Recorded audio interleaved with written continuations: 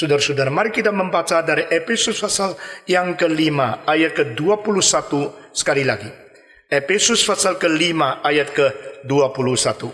Dan rendahkanlah dirimu seorang kepada yang lain di dalam takut akan Kristus semua. Dan rendahkanlah dirimu seorang kepada yang lain di dalam takut akan Kristus, sekali lagi. Dan rendahkanlah dirimu seorang kepada yang lain di dalam takut akan Kristus. Mari kita berdoa. Tuhan, biarlah firman yang sudah diwahyukan dan sudah dicatat dan sudah diturun kepada kita, yang sudah kita baca ini, boleh menjadi perkataan yang hidup untuk mengarahkan dan mempengaruhi kelakuan dan tabiat kami masing-masing. Dengar doa kami Tuhan, kami serahkan mimbar ini, serahkan waktu selanjutnya ke dalam tangan Tuhan. Sebagaimana Tuhan sudah memberkati jam sebelumnya, berkatilah jam sesudah ini. Dalam nama Yesus Kristus, penebus dan juru selamat kami yang hidup, kami berdoa. Amin. Saudara-saudara, pada minggu yang lalu kita bicara mengenai saling mentaati satu dengan lain karena takut kepada Kristus. Saya mengingatkan sekali lagi, di seluruh kitab suci cuma satu kali disebut takut kepada Kristus. Istilah takut kepada Tuhan Allah, takut kepada Yehova. Ini the fear of the Lord, the fear of Jehovah. Ini muncul terus menerus di dalam perjanjian lama, khususnya di dalam Mazmur, di dalam Amsal Sulaiman.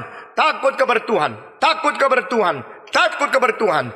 Ini merupakan satu ciri khas daripada agama pengwahyuan asli dari Tuhan. Saudara-saudara sekalian, di dalam seluruh kebudayaan Greka, istilah yang paling menjadi mutu di palm nuklirnya adalah kekaguman terhadap alam semesta yang besar. Saudara-saudara, kekaguman terhadap alam semesta yang besar ini mengakibatkan keinginan, entusiasis, dan sesuatu kuriositas untuk menyelidiki, untuk mengamati, untuk mau mengetahui segala sesuatu prinsip yang berada di dalam natur ini. Itu menggairahkan, itu mengakibatkan sesuatu penyelidikan ke bawah dunia fisika. Tapi saudara-saudara, itu tidak puas karena manusia mempunyai sesuatu bobot yang melampaui natural. Maka bobot supranatural itu mengakibatkan manusia menuju kepada metafisika. Fisika berarti di dalam dunia ini. Metafisika berarti belakangnya dunia itu apa? Bahasa Latin aslinya adalah ta meta ta fisika. The world beyond this physical world, the world beyond the visible world. Di dalam dunia yang kelihatan kita menyelidiki, tetapi penyebab sehingga mengakibatkan dunia kelihatan itu sebenarnya itu apa? Itu adalah ta metafisika, di luar dunia fisika. Kita mau tahu dasarnya, kita mau tahu fondasinya, kita mau tahu penyebabnya. Dan ta metafisika sudah melampaui batas daripada ilmu alam menuju kepada sumber ilmu alam, dan di situ menuju kepada peninterpretasian dari sebab penyebab alam semesta terjadi. Tapi di situ tidak ada jawaban. Tetapi kita melihat seluruh kebudayaan daripada Helenistik, kebudayaan daripada Greka tidak memberikan jawaban. Kebudayaan daripada Hebrew memberikan jawaban. Saudara, jangan lupa ini dua hal. Satu Helenistik, satu Hebrew, menjadi dasar dari segala kebudayaan di seluruh barat yang mewakili bijaksana manusia. Di dalam Hebrew culture dan di dalam Hellenistic culture, kita melihat ada dua jalur yang berbeda. Di dalam jalur Greka adalah melalui kekaguman, lalu menggali potensi untuk menyelidiki, mengamati, menganalisa, mencari tahu, menemukan prinsip-prinsip yang berada di alam, di bawah manusia. Tetapi dia Hebrew berbeda sekali. Jalurnya bukan kepada alam, tapi kepada Allah. Manusia menangada, lalu manusia menerima wahyu. Waktu menerima wahyu, maka di situ yang menjadi nuklir, menjadi satu prinsip yang paling pusat, bukan kagum, tetapi takut. Saudara, takut kepada Tuhan. The fear of the Lord. The fear of the Lord itu adalah bijaksana, permulaan daripada wisdom. Saudara-saudara sekalian, kekaguman terhadap seluruh alam yang dicipta tidak bisa dibandingkan dengan ketakutan kepada Tuhan Sang Pencipta. Sudah membedakan dua lapisan ini. Yang satu adalah yang dicipta membuat kita nikmat dan kagum, menyelidik dan mau mengetahui. Yang mencipta membuat kita takut. Dia adalah Allah yang begitu besar, menciptakan segala sesuatu, mengwahyukan kebenaran, dan memberikan manusia kemampuan untuk berbakti dan untuk menyelidiki akan alam semesta. Saudara-saudara, kedua ini kalau tidak gabung, hidup manusia pincang. Seperti sekarang di barat, mereka mengetahui bagaimana bikin bom atom, tapi mereka kadang-kadang tidak mengetahui kapan harus pakai. Saudara-saudara, mereka mengetahui bagaimana menggali segala rahasia alam, tapi kurang takut kepada Tuhan.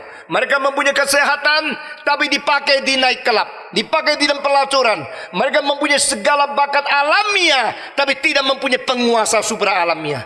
Kedua ini harus digabung, dan kedua ini semua sumber dari satu sumber, yaitu Tuhan Allah.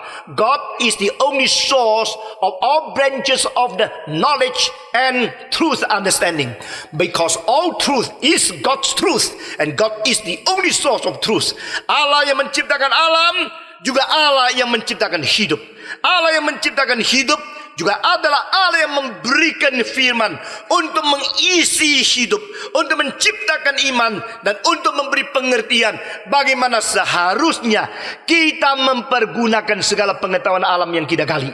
Dan saudara-saudara, itulah sebab di dalam seluruh kitab suci kita melihat the fear of the Lord is the beginning of the wisdom.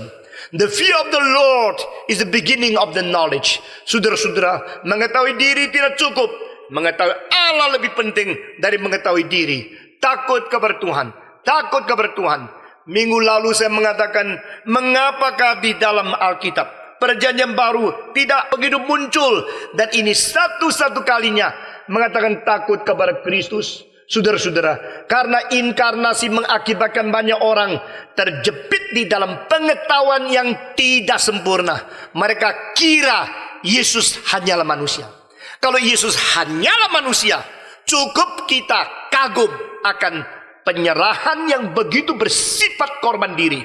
Kalau Yesus hanya manusia, cukup kita menghormati teladan yang begitu hebat, yang boleh menjadi contoh bagi seluruh umat manusia. Jika Yesus hanya manusia, cukup menjadikan kita belajar dari etika moral yang ditinggalkan kepada kita, sebagai dia adalah guru yang paling besar di dalam teladan etika dan moral. Tapi saudara-saudara, justru bukan demikian. Kristus adalah Allah. Itu sebab hanya mengenal di dalam sifat kemanusiaan Kristus, tapi tidak melompatkan ke dalam kepercayaan dia adalah Allah yang menjadi manusia, tak mungkin mencapai sesuatu ketakutan kepada Tuhan. Saudara-saudara, the fear of the Lord di sini menjadi the fear of Christ. Takut kepada Tuhan, hormatilah Kristus sebagaimana seharusnya, karena memang dia adalah Allah, dan memang dia adalah Allah yang turun ke dalam dunia, adalah Allah tetap mau turun. Itu yang kagum. Saudara-saudara, ada seorang muda yang kelihatan berbakat luar biasa. Menurut potensinya, mesti dia bisa menjadi pendeta yang besar sekali. Tapi sayang sekali, pengetahuan dan bakat besar sekali, watak dan moralnya rendah sekali. Pada satu hari dia undang di Indonesia, tidak sangka oleh dia dari Singapura, di Indonesia diterima di sini sana, ribuan orang dengar khotbah dia. Maka dia merasa diri hebat sekali. Pada satu kali dia sampai di Malang, waktu dia masuk ke dalam sekolah teologi, rektornya datang membuka pintu, lalu mengambil koper dia. Waktu membawa koper dia juga lebih muda. Dia tidak sungkan, biar orang tua yang ambil koper dia yang muda, enak aja. Nah, ini membuktikan orang muda yang tidak matang. Saudara-saudara, kalau saya lebih tua dari seseorang, dan rekan-rekan saya yang lebih muda, lihat saya angkat barang berat, dia datang bantu saya, tahu ini orang ada etika yang baik. Kalau saya lihat seorang pemuda, waktu saya jabat tangan sama dia tetap duduk, tidak berdiri, saya tahu ini orang kurang ajar. Nah, saudara-saudara, orang tua itu bukan pinter-pinter sekali, tapi tidak mau ngomong, ya. Jadi saudara jangan hina orang tua. Orang tua itu cuma tidak suka ngomong, bukan goblok. Lah kamu banyak ngomong, tidak berarti kamu pinter. Orang itu setelah diangkat kopernya oleh rektor, dia pulang ke Singapura ngomong apa? Saya dulu kira dia rektor yang hebat sekali. Padahal saya baru tahu dia seorang yang angkat koper saya. Waktu dia mengatakan kalimat itu, dia kira dia hebat sekali. Tapi orang dengar dia mulai hari itu mulai menghina dia. Saudara-saudara sekalian, apa sebab? Karena dia tidak tahu diri. Tidak tahu dia sudah salah. Juga sudah salah masih merasa diri hebat. Itu sebab pada waktu engkau mempunyai kesempatan, mempunyai sesuatu yang kelihatan lebih dari orang lain, itu hanya kesempatan ujian dari Tuhan. Itu hanya kesempatan untuk melihat, menonjolkan diri. Anytime when you speak something, that is not the time for you to recommend others. At the same time, you are introducing yourself. Saudara-saudara, itulah satu filsafat yang kita harus mengerti.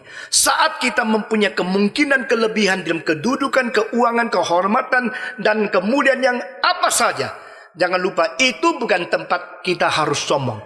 Itu hanya kesempatan Tuhan sedang memberikan ujian kepada kita untuk melihat bagaimana kita bertindak. Nah saudara-saudara, jadi orang yang takut kepada Kristus, dia bukan melihat Kristus pernah menjadi manusia lalu menghina dia, melainkan mengapa dia yang begitu mulia kok mau turun menjadi manusia.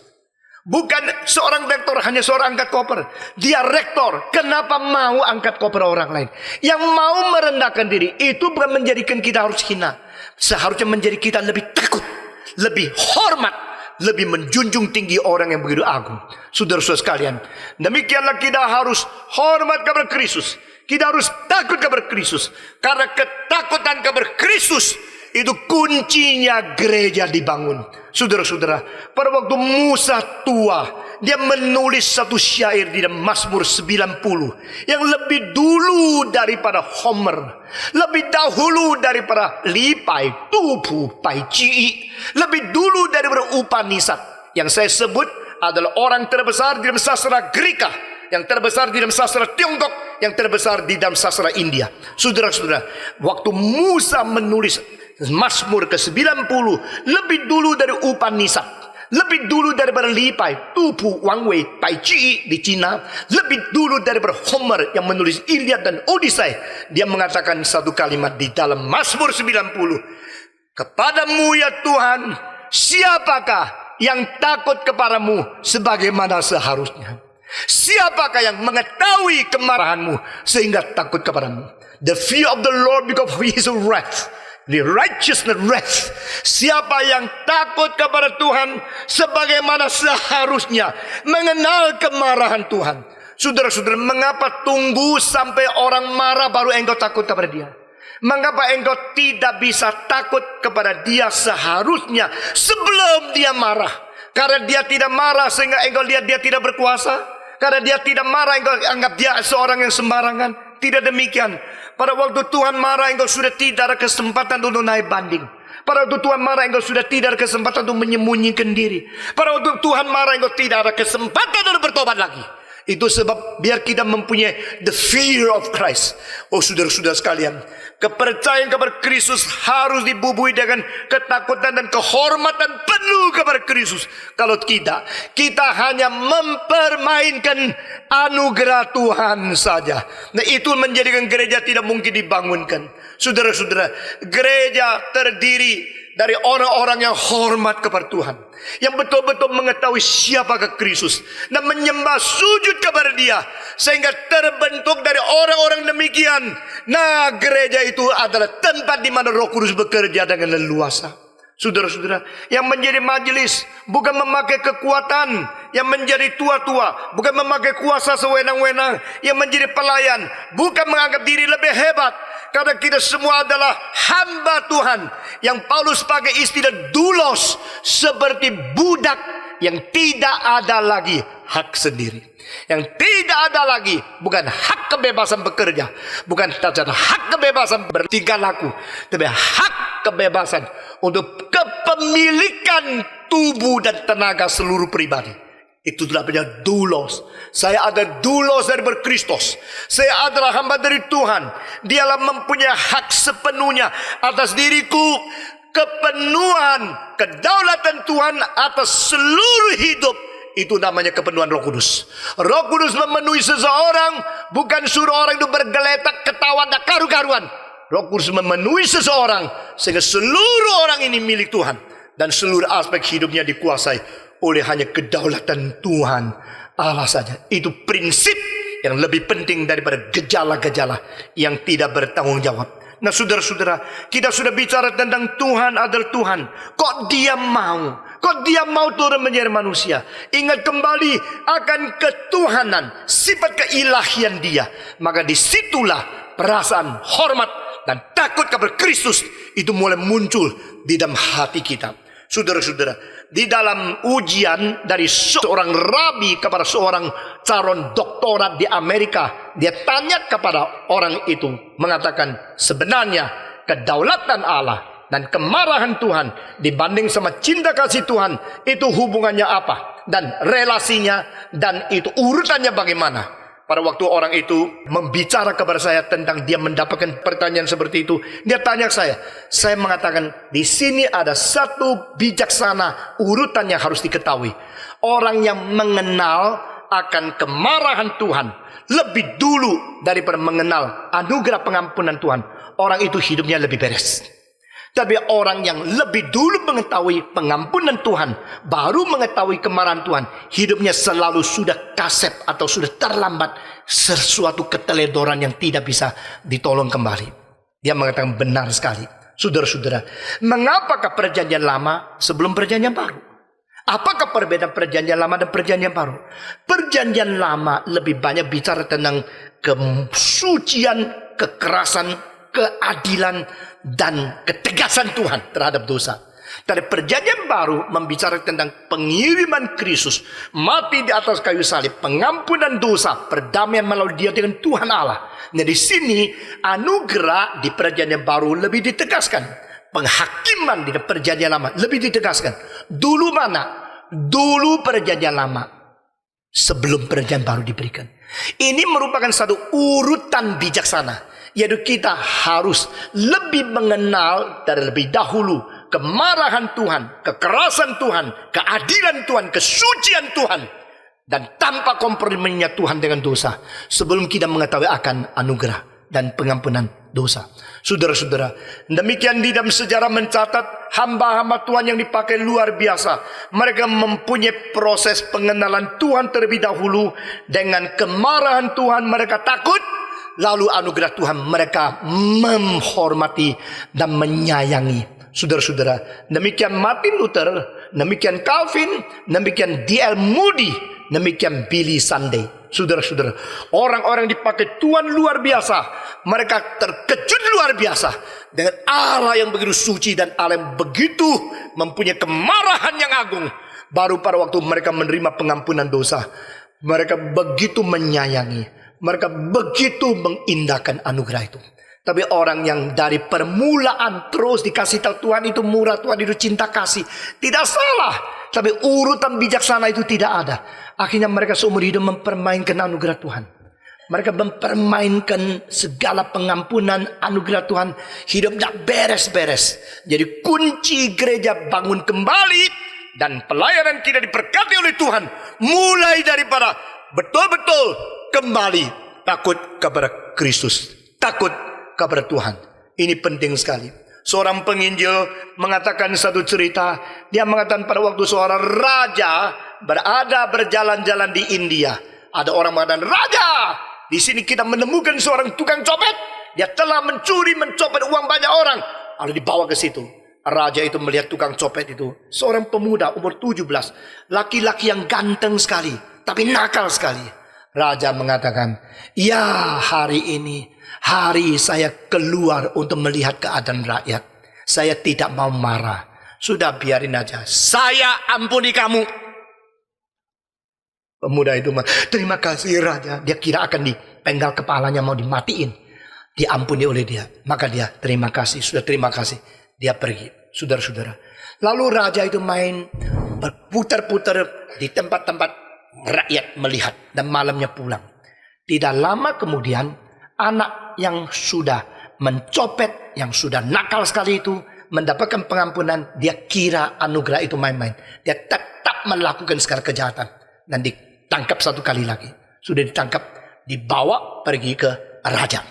Waktu dibawa pergi ke raja, saudara-saudara, raja waktu itu bukan hari main-main, bukan berlibur, sedang berada di takhta. Orang mengatakan, ini anak yang dulu pernah kami bawa kepada engkau. Sekarang dia berbuat jahat lagi, datang kepada dia lagi.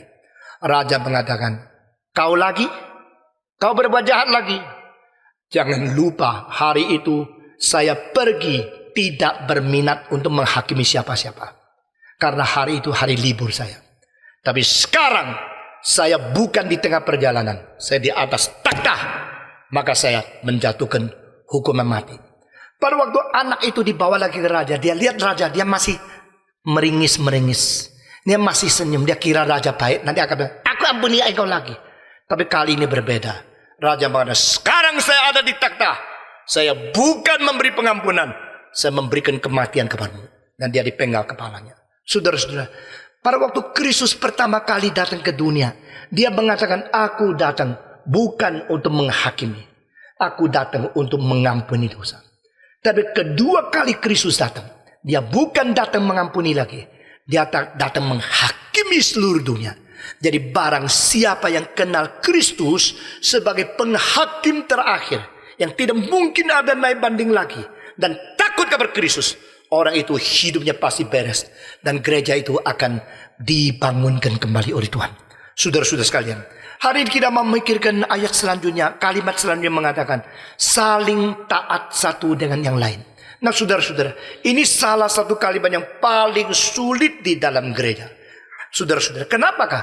Karena gereja adalah tempat orang-orang, individu yang ditebus oleh Tuhan, tapi mereka masih hidup di dalam dunia dengan individualisme dan individualitas yang masih menjadi fakta. Individualitas individuality ini merupakan satu fakta yang mengakibatkan kita sulit tunduk satu dengan lain. Apalagi gereja yang penuh orang pintar. Saudara-saudara, orang pintar maunya lain tunduk kepada dia. Dia tidak mau tunduk kepada orang lain.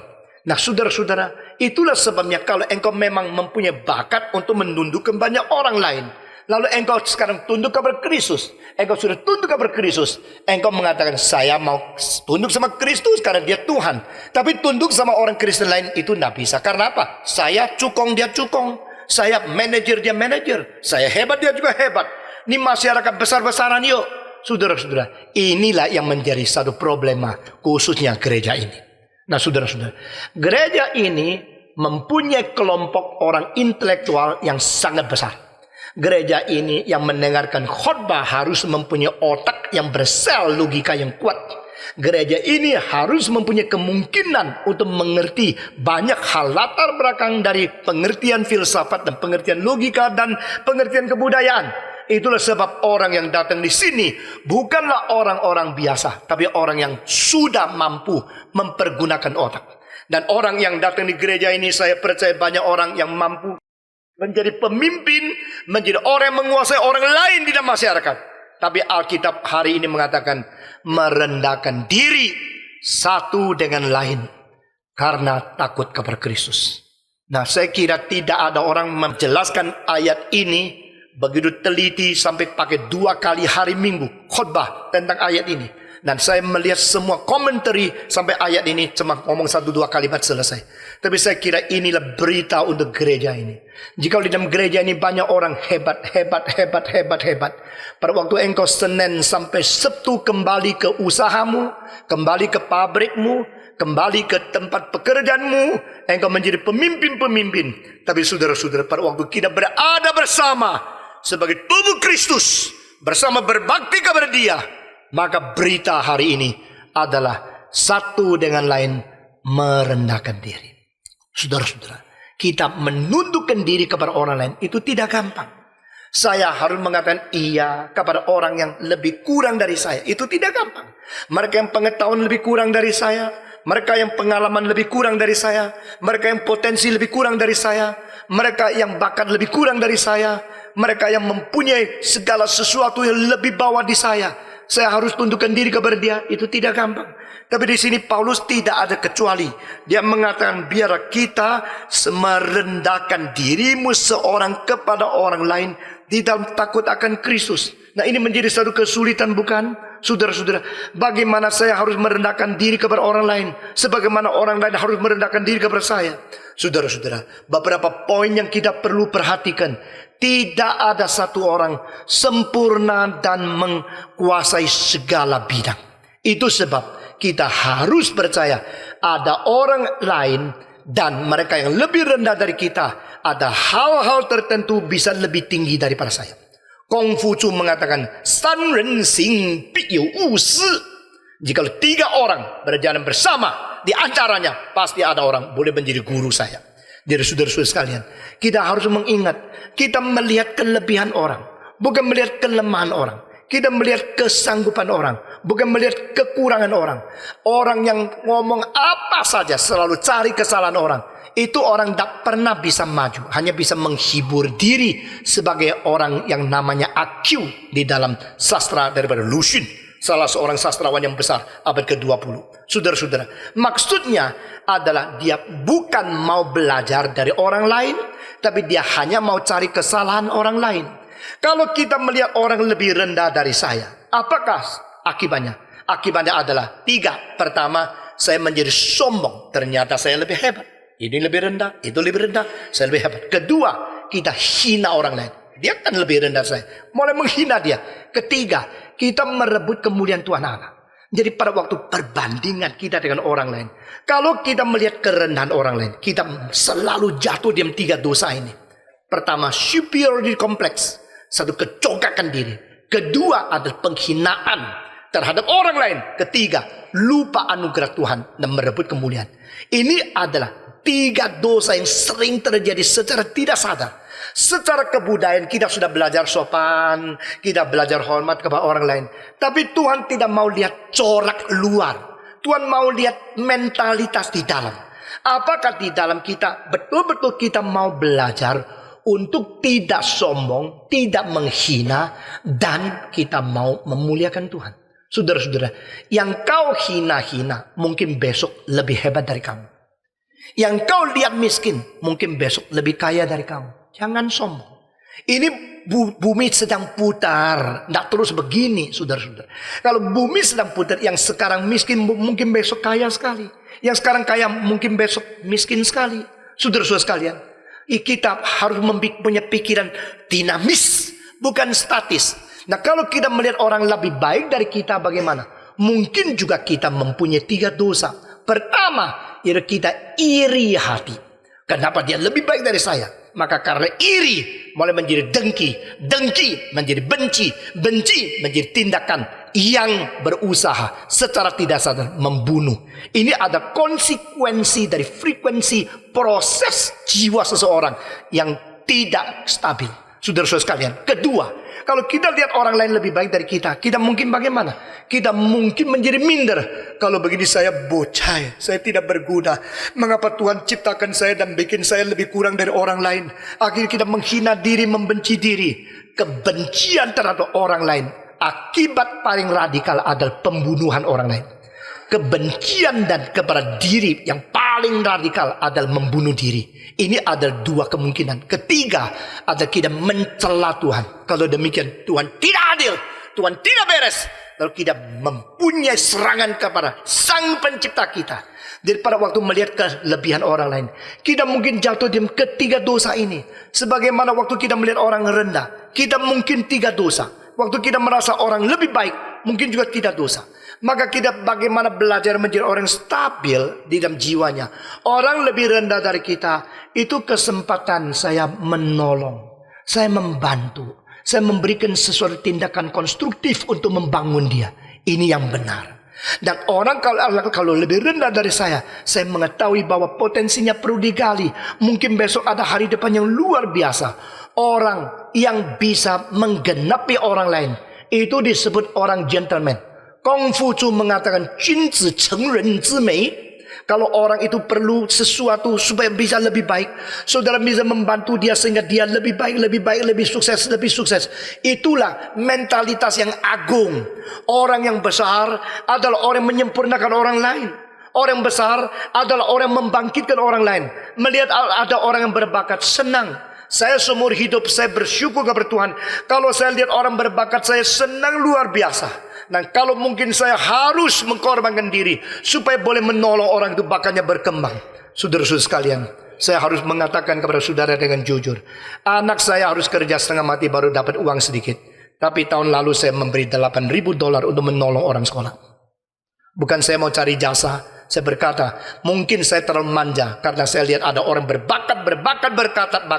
Saya ingin mau membangun mereka supaya mereka jadi.